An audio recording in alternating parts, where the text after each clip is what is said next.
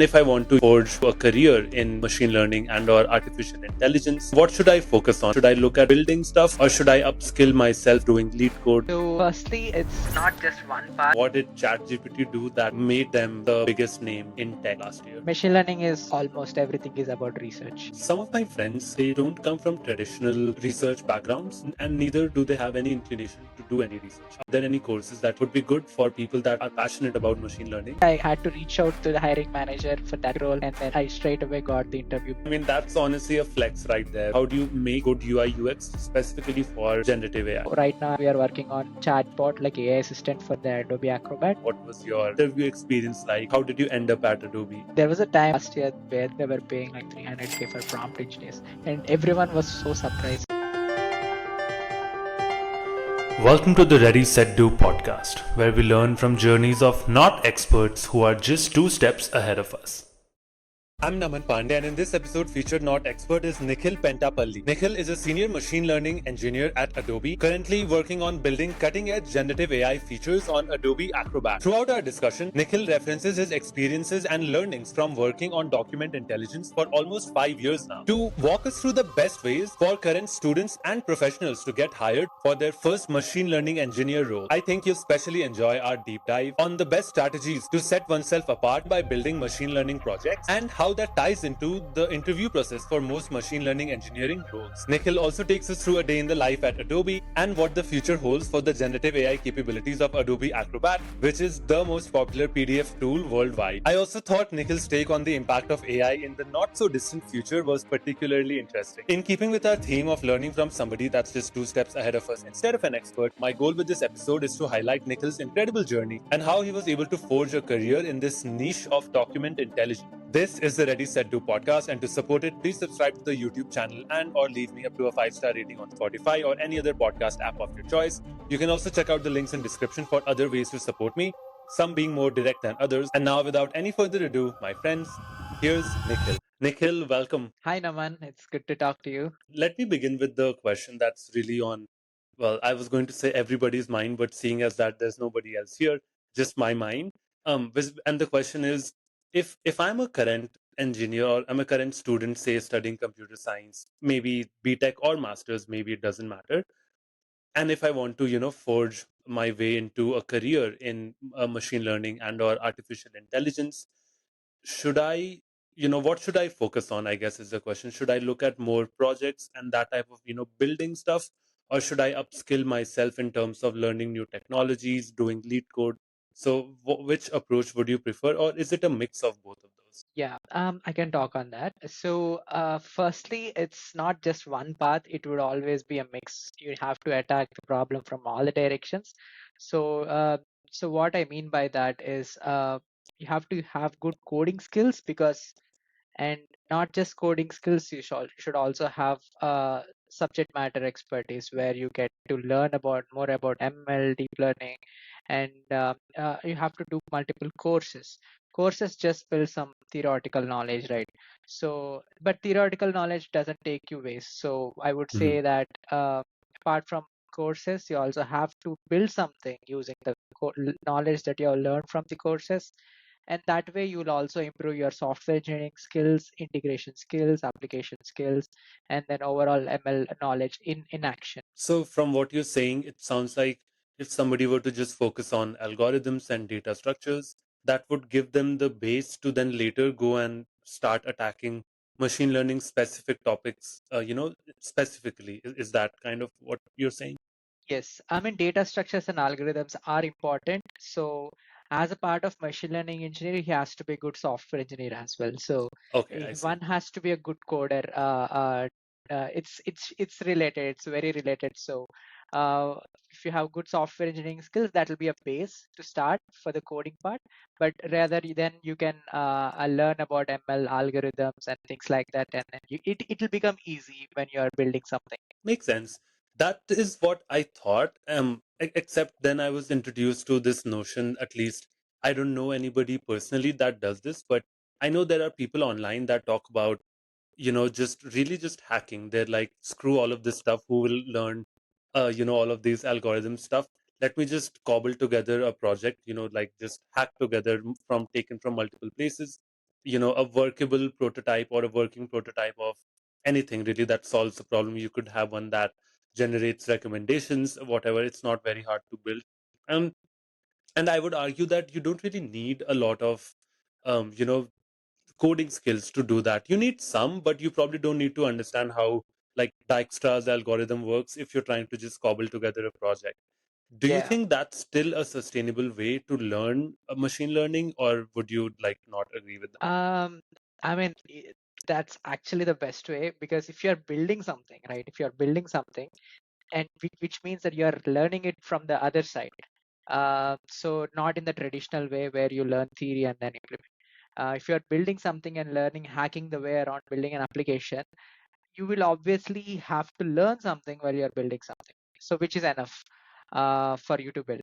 But now, even though you feel like you hacked it around, internally you will learn some things. Not everything, but at least few things. How do you connect things? How do you do things? For the rest of the things, you can definitely use ChatGPT or any sort of large language interfaces, Mhm. to get it, like, because everything is available for free now. um, and there's you can always hack your way around.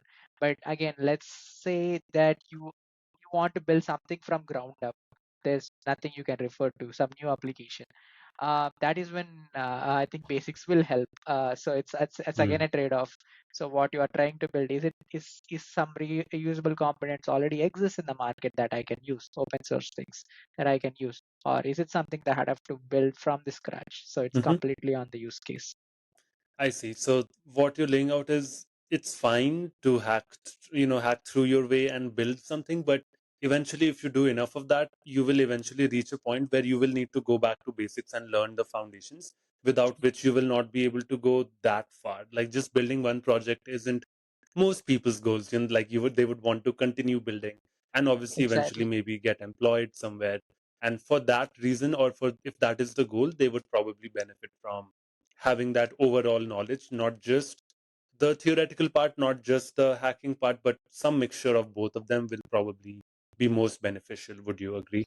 Yeah. So one more thing I wanted to add is, so I live in SF, and then there are a lot of hackathons happen here, and then I see a lot of students, a lot of working people come there, and then they don't have a specific domain knowledge there. They might come from data analyst background, they might come from software engineering background, but the hackathons are related to, let's say, ML. They can't just learn it and then do it on the same day. So it's like a Mhm. one-day hackathon. Mhm. So now this is where the hacking part starts. So then, as like one individual will go find the references and then connect different things to make it work by the end of the day.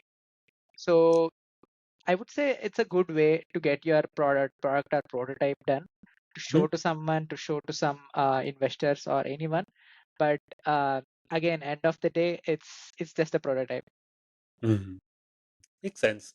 And I guess segueing to kind of the question I had for you. So you personally, when you were coming up, which approach did you use of the two that we discussed? And maybe you can use that as a way to also talk about, your career trajectory and your career path that Okay. has seen you come to Adobe at this point where you work currently. Yeah. So I started when I was in bachelor's back in undergrad, back in India. So that is when I started my data science journey. So mine was more in a traditional way in the initial days. Um, but yeah, let me walk you through what happened. So after my undergrad, I had some of the projects in ML back then. Sorry, Um, and was your undergrad just in computer science or was it more? no. So my undergrad was in electronics and communication. Oh, cool. Surprisingly, I was told that if you take electronics and communication, you can go either way. It's You can true. go I to did computer hear that science. also.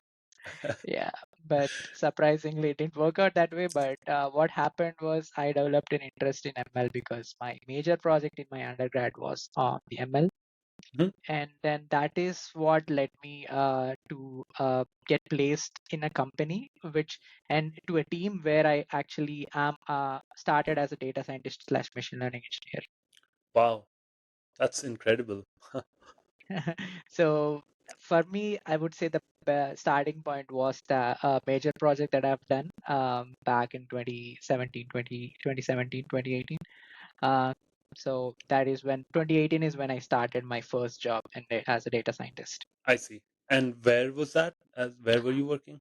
So I was working with Reliance back then, Reliance Industries, as a machine learning engineer. So yeah, I'm an amazing team, and that is when the machine learning started to boom. Actually, Hmm. the roles of data scientist and machine learning came, and then it was rapidly increasing. Got it. And are you willing to talk about, just a day in the life, what type of projects you were working on, like what was going on? Maybe was it a tool or product that I would know, or some of our listeners would be aware of? Yeah. So back in the day, so I worked mostly in natural language processing and computer vision. Just to go into depth, kind of projects that I worked on is Hmm. mostly on the automating, kind of a lot of document stuff, and I worked extensively on document AI side. So kind of automating, extracting some of the important entities, doing some classification, building some classification models, building some recommendation models, and building an MLOps pipeline for these Mm. models. So this would be like a traditional work that I've done back then. So MLOps was just getting started that time. So it's all completely new. There were no huge differences to how do you build these pipelines, how do you maintain. We had to come up with our own approaches. The tools were actually in early stages, so it was amazing. I felt like I worked in a startup rather than in a big company. That's so interesting. I didn't even realize Reliance does a lot of document stuff. So that's definitely news to me. There are a bunch of teams.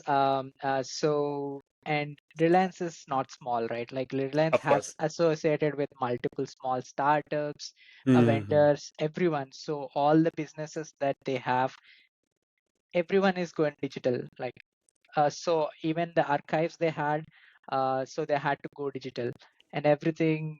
So everything is now digitalized. So apart from the document AI, I also worked on something similar, creating your own photo platforms, like similar to like Google Hmm. Photos, but Hmm. it's kind of internal to Reliance. So similar to that, Got I it. built something where the features are very interesting, like okay, face recognition, you know, search, captioning, um, clustering of faces, search over the images. These are some of the interesting things I've done there.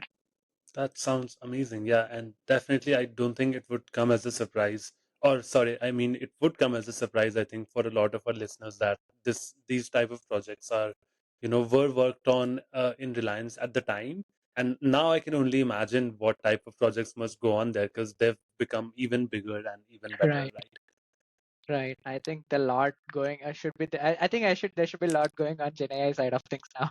Yeah, Absolutely. Yeah, it surprisingly. does Yeah. sound like the, buzzword of our times for sure. So, what did you do next? Then I presume you went to the US for your master's. What was that in and what was that experience like?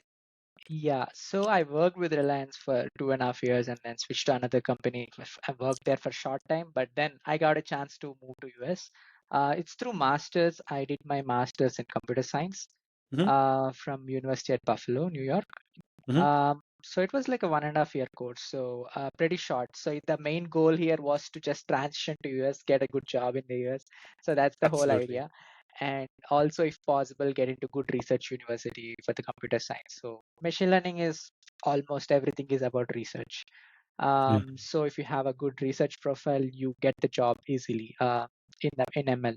So that's one thing I knew before. So I always wanted to get into good university where there's like a balance between research and cost. Makes sense.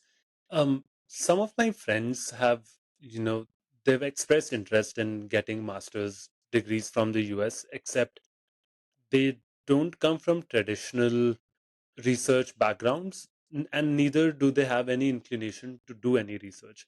Do you think there is a market for such people, or maybe there any courses that you know of that would be good for people that like this, that are passionate about machine learning, but are just not passionate about doing research or publishing papers? Yeah, so I can give my example. So I did research, like I've done my, so ML is more about anyways research new techniques, experiment till you get sustainable results, and then you take it forward. Mm. So we used to come up with lot of new techniques, but no one in India encouraged us to publish the papers in the team. So I that was see. one drawback. If I would have to go back and Why maintain. was that? Do you know?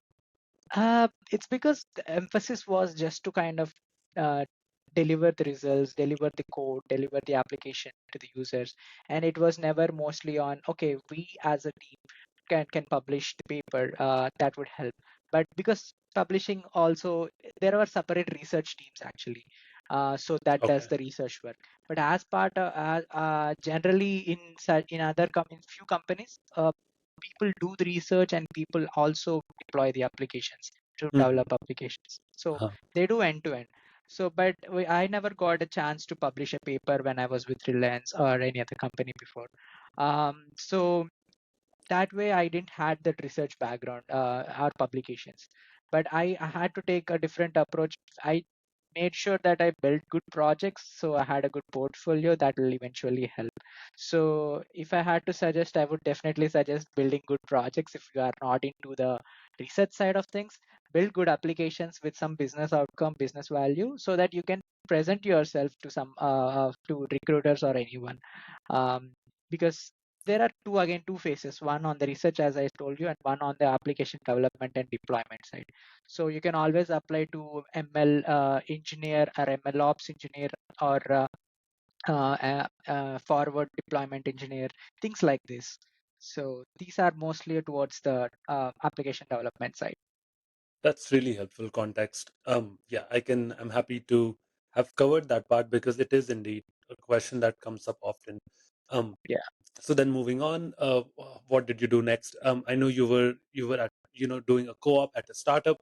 What was that experience like, and what were you working on at the time? Yeah, so with the co-op, actually got an internship and then that got converted to co-op.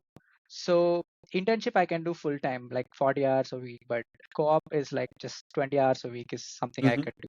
So Hmm. the main problem statement that I worked there was mostly on, again, document classification and building the entity extraction and question answering pipeline. So think about it like building a chatbot for your use case. So there are a bunch of insurance documents or legal documents that I had. And I want to answer a question. User might ask any question, and then it has to get answered, and then you need to show them where the answer is coming Hmm. from a bunch of documents that they upload. So Yeah. this is a simple use case of a chatbot, right? Mhm. But the problem was that the data was so huge, and then this domain was pretty new, insurance domain.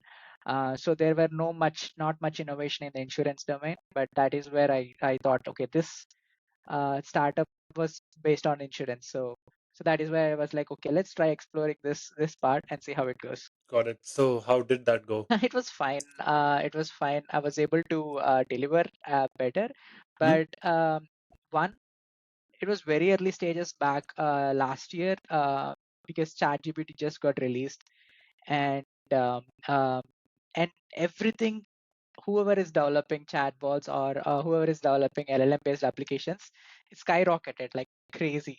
So Mhm. and everyone started the whole Gen AI thing started to boom. Gen AI was there before also, even before this ChatGPT. Really? But yeah, Gen AI is generative AI, which means you generate something like token or create an image or things like that. So we But have, the conversational, like wrapping around it, I guess that was that there as well. I'm genuinely curious. I'm not trying to, like yeah, doubt you. so no, it's there from 2018, 2017, 2018. So when things started like transformers, bird-based transformers, and then other technologies came in, other models came in. So that is, these are all language models, are all generative models. So you try to just predict the next token basically. Hmm. So Right. in your text, so that is what it is. So they were there from long time, but it's just that infra is not there up to the mark, and then the model training data is not up to the mark, and and a lot of other things. But now with ChatGPT, it's so quick that you can develop real-time applications, Hmm. um, and you don't Right. need to wait for that for the answer like a lot of time. That's Yeah, that's so interesting. I guess the part that is still not clear to me is what exactly did ChatGPT do that nobody else had done before them? Because you mentioned if generative AI was still around, everything was around. Uh, so were they just credited with the infrastructure? Did they just happen to get lucky? Like I guess I'm trying to ask, what did ChatGPT do that made them, the biggest name in tech last year?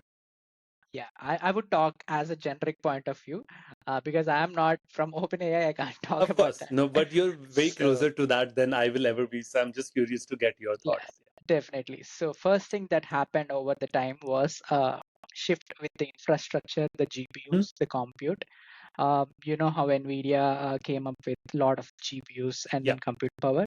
Hmm? And then parallelly, OpenAI was working on gathering huge data sets, open sourced all over the world, and then collecting more and more data, training huge models. So earlier in initial days, the BERT and everything, they had like parameters. Every model has few parameters, right?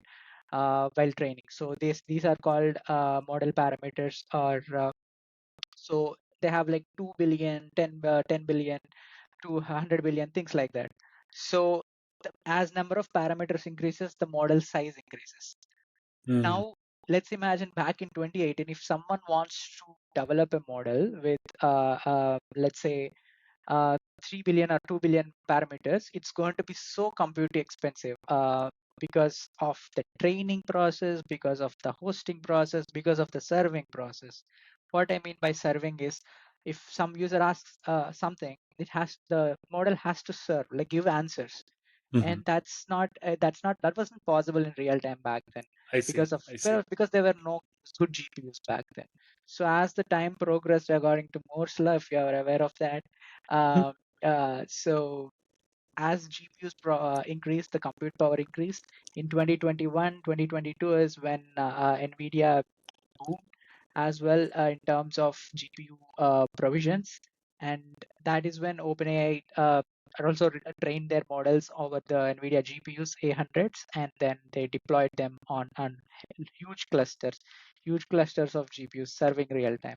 So that is why Wow. when you type a question, in a chat GPT, you get the tokens instantly, just like that. Hmm. That's so interesting that it was, not just them being at the right place in the right time, but really sounds like so many external factors that just happen to all come together at the right time for them to, deliver this really just sensational product. I feel like in my time, at least, or in our times, I don't think we have witnessed, or maybe I should just speak for myself, but since the iPhone, this really feels, or smartphone I should say, this really just feels like the next frontier of the big like landmark tech innovation.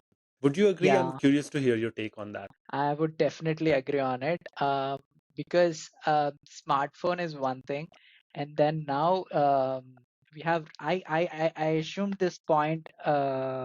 We will reach this point in like 10 years in 2018, but it was just cut in half. Like in 5 years, Hmm. we are already there. So the amount of speed with which we reached here is amazing, I would say. And ChatGPT is a game changer, and OpenAI is a game changer, actually. Truly, indeed. S- yeah, I guess continuing where, sorry for that sidetrack, but No at worries. least for me, that was really, really helpful because really, like, this whole time I had no idea how or why, what you went over had happened. So that's really helpful context. But from what it sounds like through your career trajectory so far, it feels like a no-brainer that you work at Adobe. I know Adobe does stuff other than document stuff, but because what you from what you laid out, everything you've done has been around document classification, NLP, like machine learning X documents essentially is the vibe that I'm getting. Yes. So Yes. how did that come to be though? I don't want to assume a lot. So what was the interview experience like? What was your like how did you end up at Adobe essentially? Um, yeah, I was actually fascinated by a facts because I was working too much in document AI. Um, I was always curious, like who was the inventor of PDF? And it turns out it is Adobe. Okay, gotcha. Yeah, I didn't. yes, I would have guessed that, but I did not know that as a fact. So in that way, it yeah, is a fascinating fact. yeah. So back in 2019, I was like, who's the inventor of PDF? It's Adobe. I never thought I would be here, but it subconsciously had it in my mind. Okay. Hmm. Now, exciting thing is that I was just looking if there is any opening. Okay, because I'm more into document AI, and then I selectively looked at, okay, these are the jobs that I should apply, and then I just found one, and then I applied one. So that's the only thing I applied for the Adobe. So specifically, I Wow. applied for that, um, and surprisingly, I just got that. Um it was like that role was meant for me. At the job Yeah, no, description, when I read, absolutely. Yeah, I felt like it was for me. So that specifically, I had to reach out to the hiring manager for that specific role, and then I straight away got the interview because even I think they felt the same connection. So yeah, it was very selective, I guess.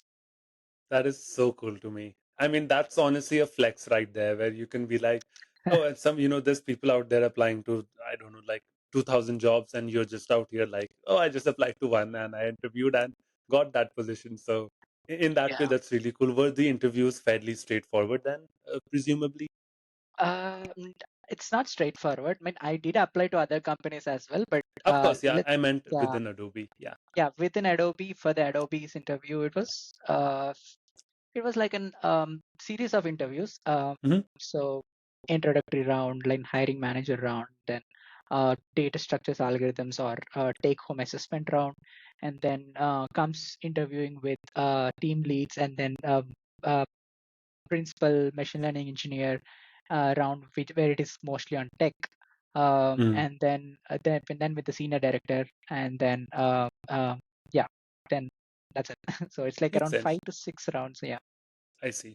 And so I'm curious to understand the type of technical questions you were asked, but also maybe if you could use that opportunity to also talk about, to the best of your knowledge, what type of, generally in the industry, when companies hire for machine learning engineers or AI engineers, what sort of technical questions can one expect in that?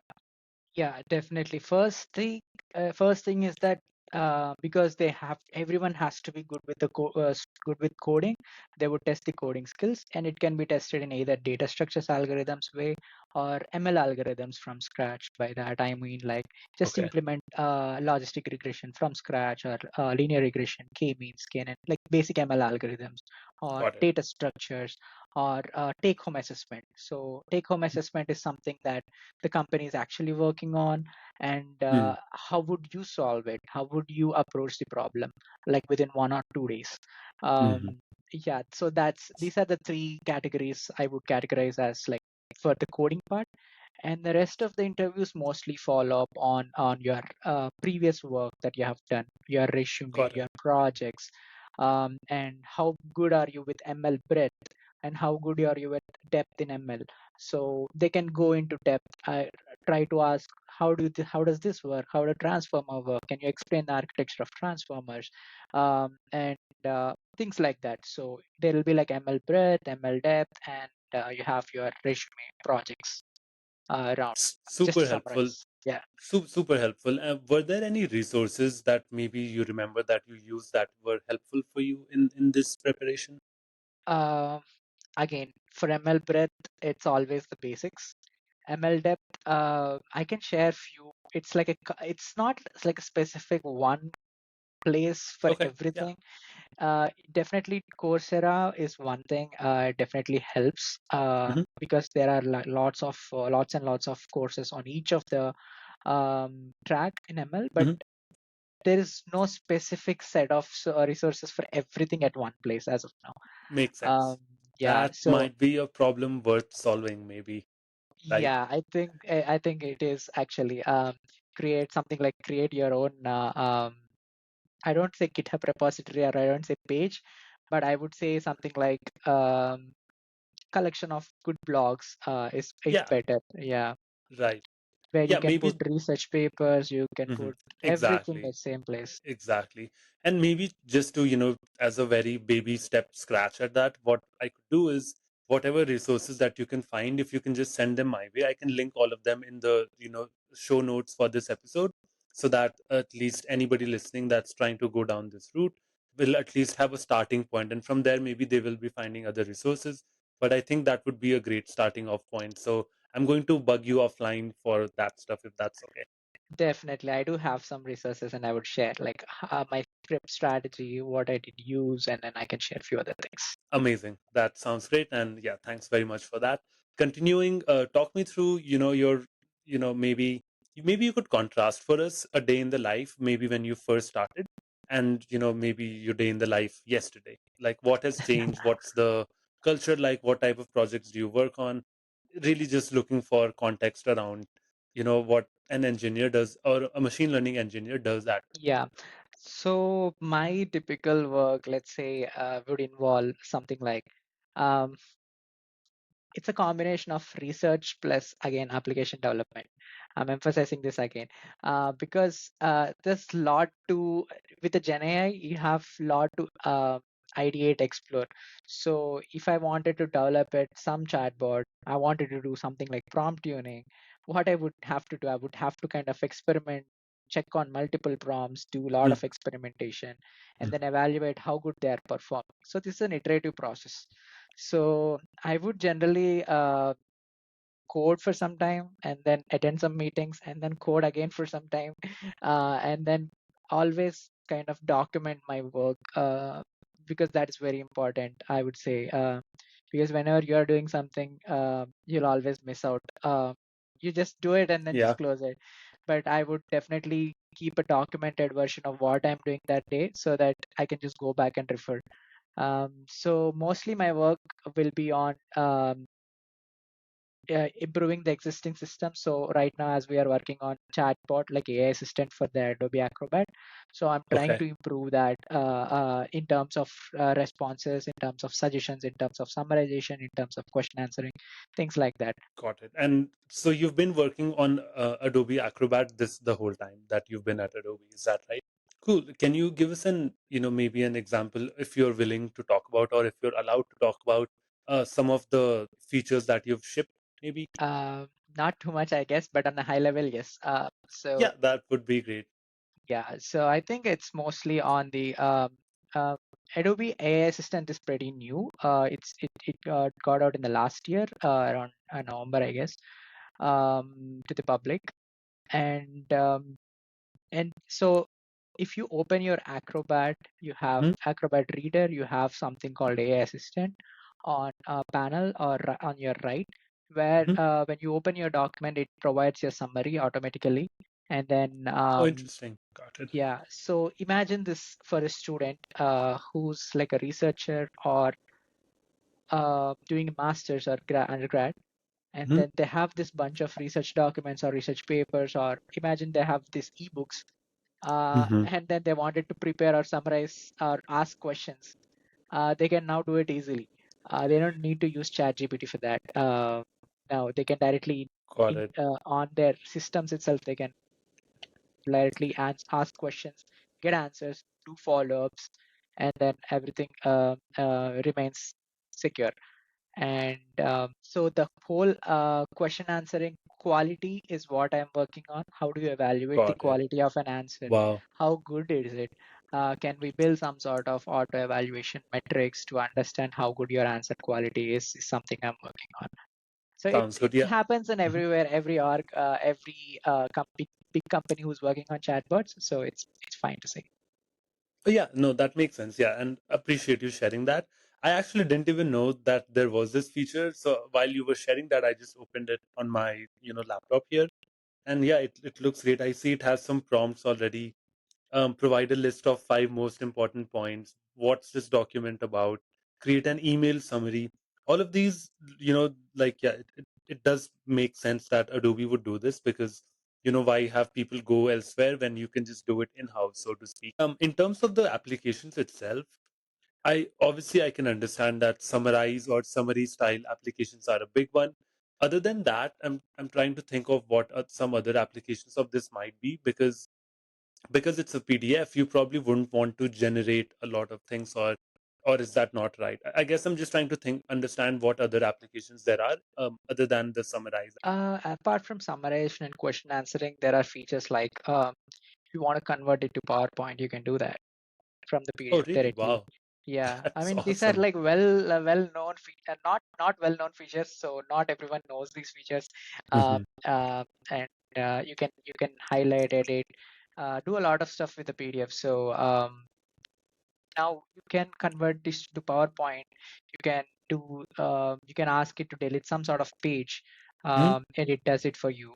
Um, yeah, you can ask it to add some sort of image, and you can directly in your PDF itself, you can ask it to generate an image, which uses Firefly to generate an Interesting. image. So let's say you can ask, I want an image of a rabbit, and it creates Hmm. an image. You can just drag it into your PDF on the fly. Wow, and it will like edit the PDF, and then I can just save it.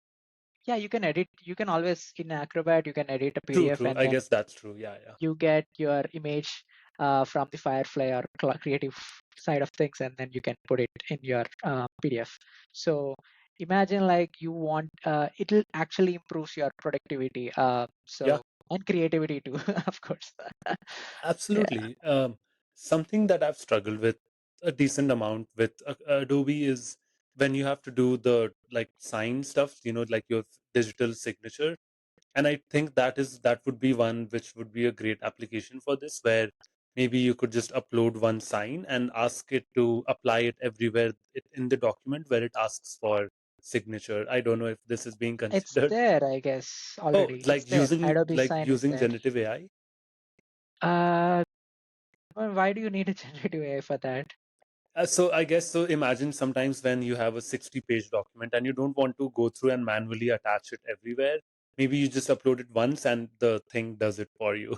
Yeah, just like how DocuSign does it, right? Right, but Uh, DocuSign makes you click though all 60 times. I'm saying I don't yes. want to do that. I think legally that we need to That's a fair check. point. I think we need to check each Yeah, page, like wherever signature is there. That's the whole that's point true. of signing, right? That's true. Yeah, Yeah. yeah, I think I put the, cart ahead of the horse on that one. So yeah, that that's makes true. sense. Um, I'm also curious to learn about how you integrate, or maybe you don't do that personally, but really the other aspects of AI using. So obviously, Photoshop is a big contender for something that could really be transformed by some really good old generative AI. So, do you know people, or do you ever talk with other Adobe folks about that type of stuff? I do talk to people, and then that side of things are really going crazy. The way they are competing, the they were building things Hmm. is different because it's visual. People can relate Exactly. more, get more enthusiastic about it. Okay, if I want to create a video out of image, I can do it now. If I wanted to create a 5 second clip or 10 seconds clip out of the text to Hmm. video, I can do that. So these are some of the applications of the creative side of the things, Photoshop and other side. And imagine that if you want to edit a photo and you are very beginner, you just started editing and you don't know how to edit your photos, you just type, okay, I want to add, I want to make it fair, I want to remove the beard, I want to add more hair, I want to crop the picture, I want to reduce the facial fat, things like that. You just type it and then it automatically does for you now. So these are again Wow, generative fills based on text. So interesting. interesting use cases for the creative cloud as well. So The reason I asked specifically was I have been, so just for some context for my thumbnails, sometimes I try to make. So for instance, recently recorded an episode with an artist. So this person, she is one of the best impressionist artists in Chicago. And for the thumbnail for that, I would have, or ideally I would want to show both of us in the style of, like a medieval artist, maybe Monet or somebody, and with like the beret and some like whatever pipe or something. You get yeah. what I mean. Except I have no idea how to do that. I don't have the props, and I'm not manually going to go to a photo studio to shoot that. So this is something that I have somewhat experimented with, not with Adobe, but just with, I think, DALI is what I've Jolly. used, Yeah. and I found it to be very hit or miss. So a lot of times it will generate what I want it to, but whatever it generates, that person does not look like me, despite me giving it, 4 5 really high quality, well lit pictures of my face. So I find that it takes me a lot of iterations to get it to do even like something that I can pass off. So Yeah.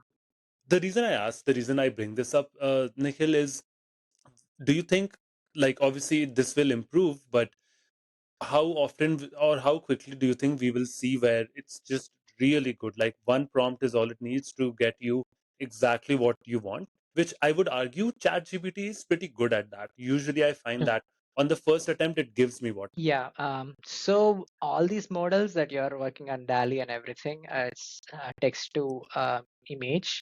Hmm. Um, yeah, there's a lot of improvement. First thing, I would agree on that. And then second one, with these upcoming video models, I think we should be already at that stage. The next version that might be released by OpenAI for the DALI and any other model should have this. Give me like 3 to 4 images of yourself, and then I want you uh, Hmm. to be in this style. I want to be you to be Yeah. in French style or some other style. So it is possible. Maybe whenever they release the next model, even I'm waiting for that actually. So it's just more training, more feedback, collecting more feedback, and then reiterating on top of it, improving the existing models, and also all the feedback that users provided within the last year is taken into consideration when they're training the new models. So that way they know Interesting. how to optimize. Hmm. Is what's the rationale behind preventing it from looking at feedback before a year? Just outdated feedback? The year before, Like you said, they just look at feedback for the last year. yeah. So because the generation was there, but generally, how does these two images work is that they start with nothing. Hmm. I don't want to go into technical details, but they Makes try sense. No, to I they try understand. to mimic they try to mimic what you're expecting with a compared image, like with an output that they had. So they need to have initially they need to train something like what is the expected image, what would be an expected image. Hmm. So, but in your case, you found them not good quality generation. So then when you give feedback, they're stored, and when they're training the next time, like they are also incorporate these things into the training as well, training data. Right. And also there is something called reinforcement learning in the real time. So even that helps. That is what is helping you when you're typing something, and then you're typing. This is I'm not satisfied with this image. Generate few more new images with this style. So that is what Hmm. is happening in the real time. That's where you're seeing some improvements when you're trying again and again and again. Interesting. That makes a lot of sense how it gets better the second, third time. It keeps getting closer and closer. So Yes. that part makes sense. Um, the other thing that I was curious to get your take on was when you're working on, as we just discussed, it's such cutting edge. It's literally we are on the brink of, the next big thing here. Or at least you are. I'm also on it, but from the other side as a consumer. Yeah. But when it comes to, productizing these things, I don't know if that's a word, but yeah, really just the verb form of making something for the masses. A lot of those people that don't understand the nuances of these technologies, they don't know how it works. They just wanted to do what they want.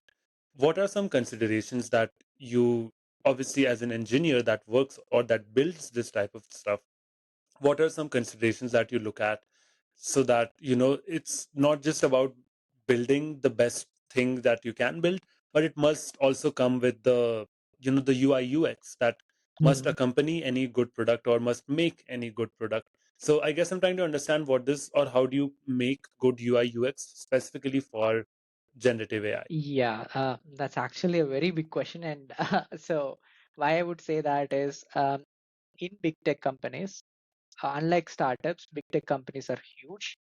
They have whole bunch of teams, different teams like product teams, you have front end, back end, you have UI UX teams, you have your research teams, and there are a lot of teams actually. So it's all again a collaboration effect. No one individual is can talk about everything, but it's again a collaboration, whole part of collaboration. So every team does what they're good at. So let's say if UI UX team has works on the different designs, do some A/B testing with the real Mhm. world users, and then get their feedback, which one is good. And so similarly, as developers, we ship product and then we do A/B testing as well. What features work Mm. best, what features doesn't. So it's always an iterative step. We used to deploy, collect the feedback, and then based on what worked out best, like 60% user like the approach A, 40% users approach B. So we're gonna go with approach A, and there are different mechanisms to do that. So and also collecting the feedback from the users really helps, because that's who we are building for. So definitely Absolutely. Yeah. it's the whole collaboration effort, and then uh, getting feedback is what it is. Got it. So you're informed by other teams that work more specifically around this type of stuff.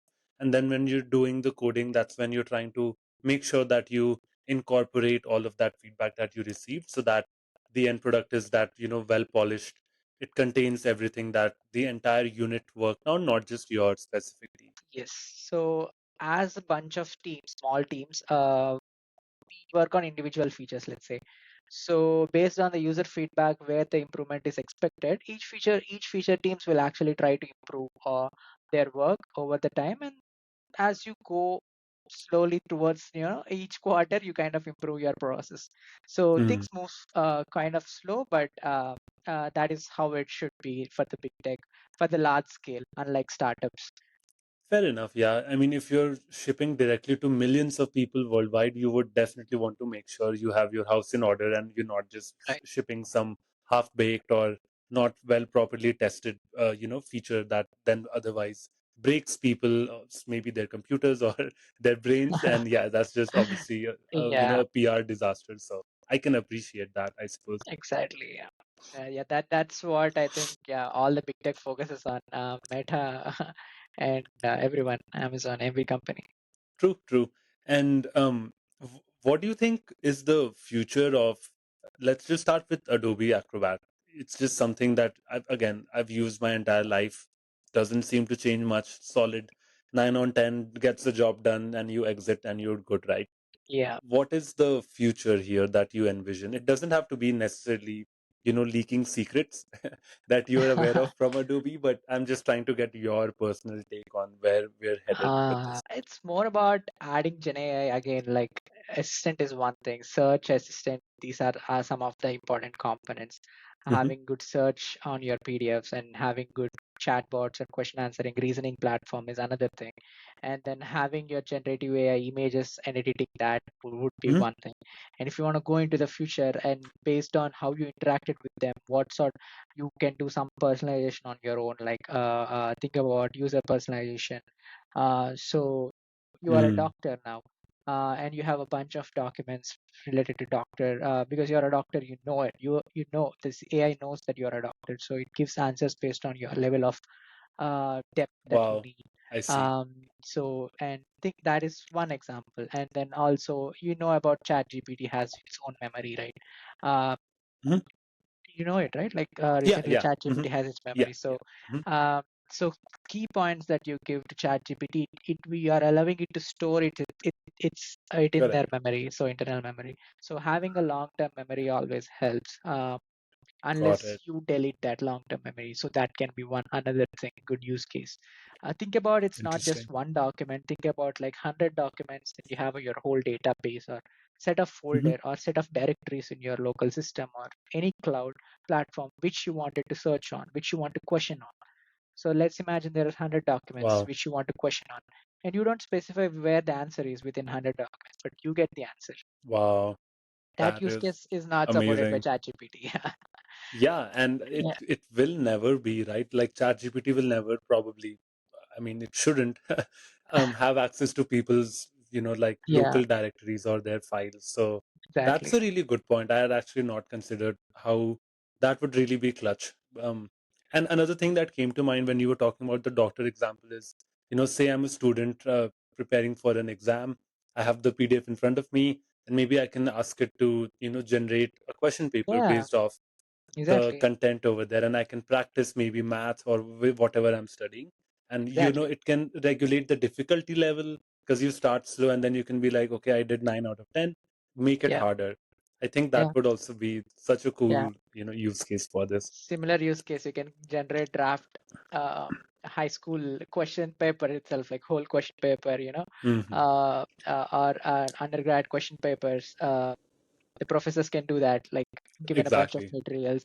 This is the level of difficulty, or 3 out of 5. Design a paper, question Hmm. paper with 10 questions, where 3 of them are these, 3 of them are like true or false, and then 3 of them are essay type of questions, and it does it for you. Yeah, and even for grading, they could probably also use it. I mean, maybe Yes. they shouldn't, but if it were to come to that, they could just upload somebody's term paper, and we would probably have handwriting to text conversion at a really good spot, if it is even handwritten. And obviously, if it's digital, then we're good anyway. And then it would just, grade it for the, teachers as well. So yeah, it really does sound like endless possibilities here.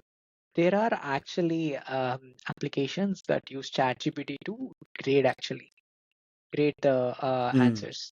I've seen some platforms do that. Yeah, that's amazing. Like they just, like, let's say there's one essay written by someone and there's another essay written by someone else. So based on the depth, or let's say they score it like 4 out of 5 or 3.5 out of 5.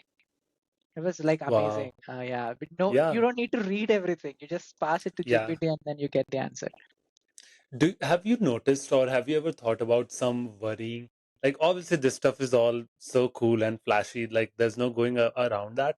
But does a part of you ever wonder that maybe we've reached a point where, or maybe in the future, we might reach a point where some of this gets problematic in various ways, in that, students stop to think and apply themselves, teachers stop to do what they're supposed to do, which is great, papers and all that.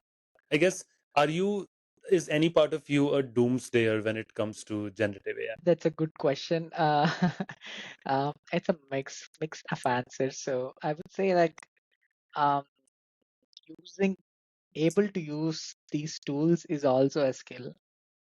Hmm. So Fair, yeah. yeah, but if you want to know how to use them properly, you have to have the knowledge already, or either should learn from it. That way, you know what to ask exactly. So if you ask right questions, you get the right answers. Garbage in is garbage out, basically. So Yeah. you have to ask right questions to get right answers. So in order to ask right questions, you need to have some sort of knowledge. You Mm. can't bring some person from other domain and ask him to ask questions on filmmaking or something like that, because they don't know much about it. And it will be really generic, like, their Yes. insights, and it will be very surface level. That makes sense. Yeah, I Yeah, guess. and prompt engineering, and these are the other things everyone should learn eventually next 2 years, so that they can ask better questions, better ways of asking questions, to get better answers. Yeah, Mm. but Doom's day is something, because it doesn't kill your creativity. It actually improves the way you consume your knowledge, and it helps you consume knowledge quickly, so that in 1 hour, if you're learning x amount of knowledge, now you can actually use that to learn 3x 4x, if you see it in the right way. Mm. If you see it in another way, it is bad. So there's a mix of No, that's I things. get what you're saying. The thing that trips me personally, again, this is just very subjective. No And I've worries. actually done this experiment where, like, just find any book chapter, whatever, 5 pages, spend time reading those 5 pages. So that's, A, and then B is just copying that entire word, all of those words, and pasting it into any LLM, ask it to summarize. I find personally that the type of insights that my brain generates for me when I'm reading something, word to word, the old fashioned way, it's funny we have to say Right. that now, is very different from what I get from reading that summary. Like, sure, it does a good job. Obviously, it is a summary. But I find that for me to really absorb information in a deep level, I find it's just placebo, I don't know, but it does lack somehow. So yeah, have you Yes. had any such experiences? Yeah, let's discuss the same example, like how I would do, because this seems like interesting example. um, So you might have just asked, okay, summarize this book based on each chapter. Yeah. Or The just simple, that chapter, like just or summarize this just chapter. single chapter. Yeah. So what I would ask is, include all the points where there is like interesting stories, think from human perspective, and list out each and every point that you feel like this is impactful, and then connect it to the examples provided in the chapter. And I if there see. is any sort of story that I have to know, or any sort of example that I wanted to know, you have to output these examples, or you have to also give these examples. Don't miss out on the storyline. Give the storyline in a sequence. This is something I would give as a prompt. Mm. So detailed set of instructions. Then what it does is it will give each and every point that is so important in an order. So when you read, you feel like, okay, you have all the context. And let's say you had Hmm. an example of, okay, this person did this person did this, so and so and so in the book.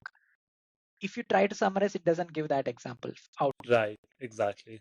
So now if Interesting. you ask you real use cases, give me use cases, uh, and don't skip any topic per page. Don't skip any topic. You just have to prompt it right. Hmm. And that way you can get, now that LLMs have so much of a context to fit in, they might Hmm. actually give around half of what is important from that chapter. Yeah, probably more. Yeah. Honestly, the way you describe that prompt, I can see it doing a really good job because I use it fairly often. So I can now, by now, I'm at a place where I can correlate the type of Yeah. responses a potential prompt would get. I think your prompt would kill. Like, I think it would do a great job. Yeah, that helps. So prompt tuning again is, it takes, prompt engineering again takes you to different stage actually. That's why they pay like Interesting. 300K for prompt engineers out there. Oh, Uh, I had no idea. Wow, I that's that seems wrong. Is that right? I don't know if they're paying now, but there was a time in the last year where they said that they were paying like 300K for prompt engineers, and everyone was so surprised. Now that there are websites and there are tools that generate prompts for you, if you give a Hmm. single prompt and ask how do you want it, now there are tools that expands your prompt, rewrites your prompt, rephrases it, like that. Yeah.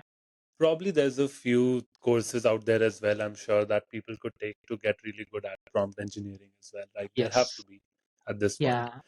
No matter where they're coming from, what time, and if they are using ChatGPT, this is a must. Prompt Hmm. engineering. Yeah.